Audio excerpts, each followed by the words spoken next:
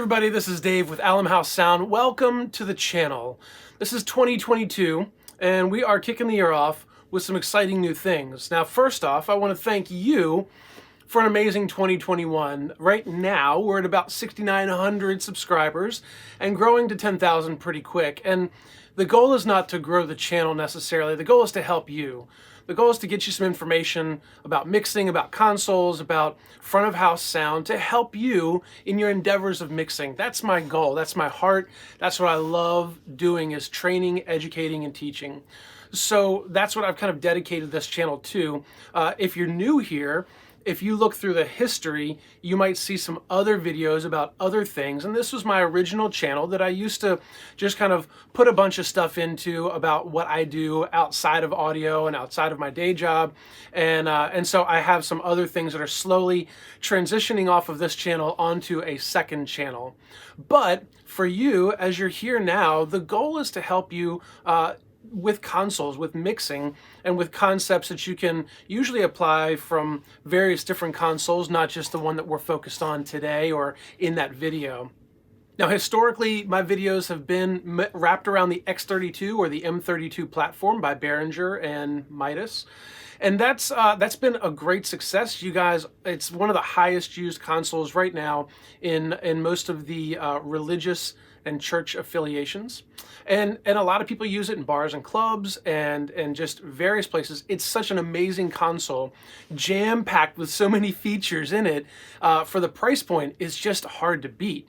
And so if you can get past some of the quirks of that console, then you really have a great platform on your hands. Now, today, we're going to dive into Behringer's new console. I put out a request, a questionnaire, if you will, about should I go towards the Behringer Wing or should I explore the Allen and Heath SQ series for 2022. And everybody, I wouldn't say everybody, sorry.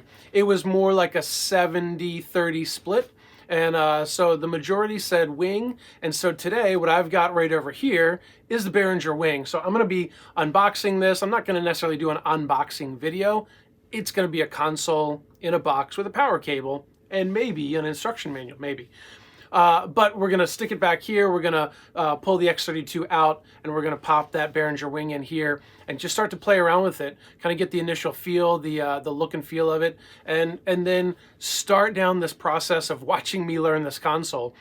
I'm still going to offer the same support that I've been doing. Many of you guys have reached out to me for consultations on the X32 or your M32, and I love doing that. I love jumping on the phone, jumping on a Zoom call, helping you guys out and getting you up and running quickly. Most of my videos are geared towards the education side because if a lot of people in the past were selling templates, and that's a fine thing. Maybe you can pick up a template, you can pop it in place, adjust your inputs, and be off and running. And it's a great tool. It's a great resource. For me, what I see is for my team at my church, where I'm the part-time worship director, what I see at my church is that we run into troubleshooting on a weekly basis. So if I just put a template in your hands and you didn't build it, you might not know how to troubleshoot it at your next event. So that's always something that's in the back of my mind, is how can I educate and train people to be able to build this scene from the ground up, understand why they're doing what they're doing, why did they make these compression choices or EQ choices, why did they make this routing setup. My plan here is to help support you guys as much as I can, to help offer quality training and education and explore some new things, and that's what we're here to do. So enough talking, let's swap this console back here from an X32 to a Behringer Wing. Let's get started.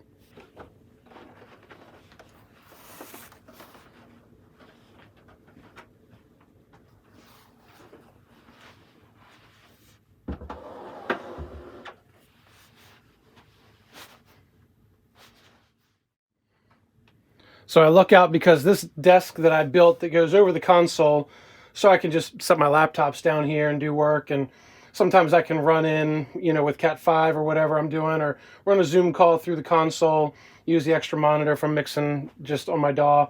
But luckily, the console itself is actually like an inch skinnier than the X32, the overall width of the console, I should say. It's about an inch skinnier than the X32, so that fits perfect with this.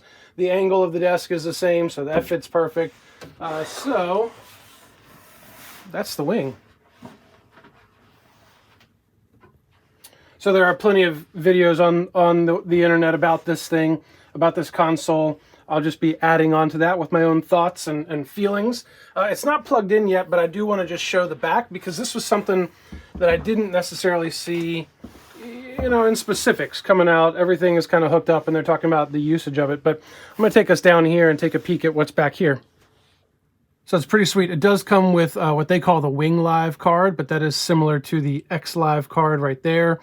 So you've got your SD card reader. So you can record right onto SD cards. You've got the two different cards, so you have some redundancy or some rollover from the first card to the second card for additional space. So that's pretty sweet. Obviously, you've got your 8 ins. These are the 1/4 inch as well as XLR ins. So that's pretty versatile. Usually I only saw that on PreSonus. I know other consoles do it, but it's kind of nice to see that addition on this Wing console. You do have 8 auxiliary ins and 8 auxiliary outs here, as well as your 8 XLR outputs. So that's pretty nice as well. You've got various connectors down here. Apparently these two, your AES 50 ports, they recommend that you only use shielded cable. Then down here we've got the USB recording, which is pretty much how I'll interact with this console a bunch. And then you've got some network controls here as well, which is great. Got MIDI and some other things, your lamp. Now the headphone slots are actually, if you can see up under here, there we go. So the headphone slot is actually here under the console. So your headphone is going to be pushing upwards into that jack. There is one on either side of the console. Yeah, so you got power over here. So we're just gonna plug in. I've got one mic that I keep in here. I'm just gonna plug that into input 1. Go figure. I'm gonna plug in my my Cat 5 connection so that I can use remote control. And then I'm also going to plug in my monitor outputs, which I'm just gonna use aux out 7 and 8. And then I'm gonna go in and figure out how to route all that stuff, because apparently this is literally just a computer with a control surface. Let's figure it out.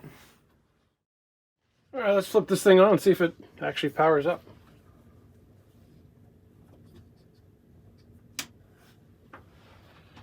Now, as it's loading up, this is fresh out of the box. It is going to have some basic firmware on there, so I'm gonna have to figure out how to do some firmware updates. I don't expect that I'm gonna make this thing work right now, but this is just kind of the first boot up and checking things out.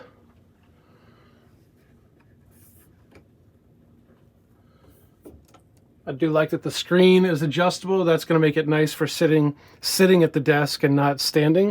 A lot of times I would find myself standing up when I'm working on this.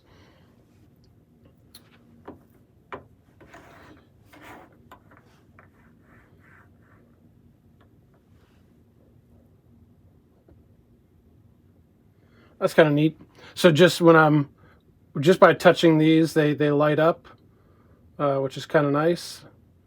You can see some immediate action taken there, panning left and right. The width is kind of nice. Oh, that's right, because you can make them stereo or mono. All right, so I'm going to figure out how to update the firmware before I even mess with this thing. And then we'll come back and see if I can get a microphone routed in, and if I can get some audio tracks routed in, and if I can just get something happening on the board. That'll be my next step.